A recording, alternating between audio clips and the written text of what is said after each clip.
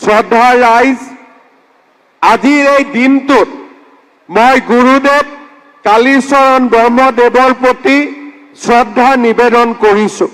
গুৰুদেৱ কালীচৰণ ব্ৰহ্মই ব্ৰিটিছ সাম্ৰাজ্যবাদী শাসকৰ বিৰুদ্ধে যুঁজিবলৈ বড়ো সমাজখনক অহিংসা, শান্তি আৰু আধ্যাত্মিকতাৰ পথ প্ৰদৰ্শন কৰিছিল। তেওঁৰ মহান নেতৃত্বই ব্ৰিটিছ সাম্ৰাজ্যবাদৰ বিৰুদ্ধে বড়ো জাতিৰ সন্মিলিত প্ৰতিৰোধ গঢ়ি তোলাৰ সমান্তৰালভাৱে বহুদা বিভক্ত হ'বলৈ ধৰা বড়ো সমাজখনক একত্ৰিত কৰিছিল।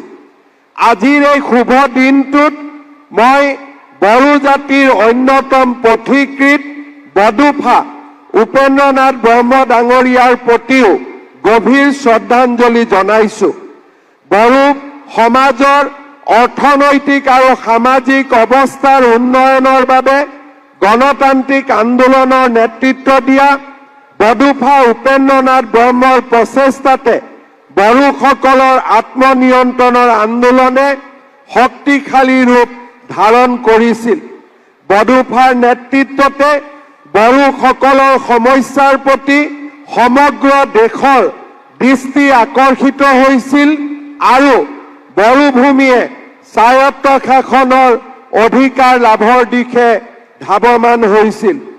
আজিৰ এই দিনটোতে BTC চুক্তিৰ মহান খনিকৰ প্ৰাক্তন প্ৰধানমন্ত্ৰী অটল বিহাৰী বাজপেয়ী ডাঙৰীয়াৰ প্ৰতিও মই শ্ৰদ্ধা নিবেদন কৰিছোঁ।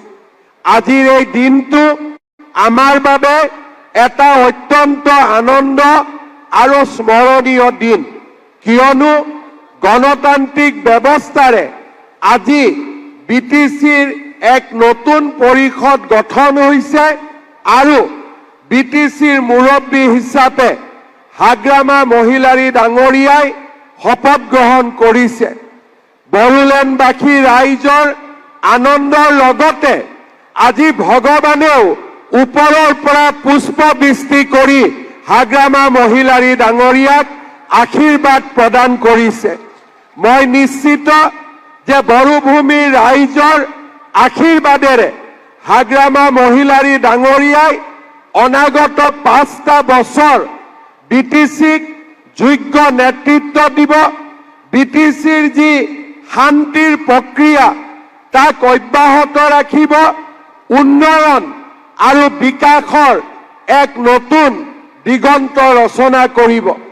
অসম চৰকাৰে সকলো দিশৰ পৰা হাগ্ৰামা মহিলাৰী ডাঙৰীয়া যাতে সফল হ'ব পাৰে, অসম চৰকাৰে হাগ্ৰামা মহিলাৰী ডাঙৰীয়াৰ নতুন প্ৰশাসনক সম্পূৰ্ণ সহায় আৰু সহযোগিতা আগবঢ়াব। তাৰ প্ৰতিশ্ৰুতিও মই চৰকাৰৰ হৈ আজিৰ সভাতে স্পষ্টভাৱে বড়ো ৰাইজৰ আগত, বড়ো ভূমিৰ জনগণৰ আগত প্ৰকাশ কৰিছোঁ।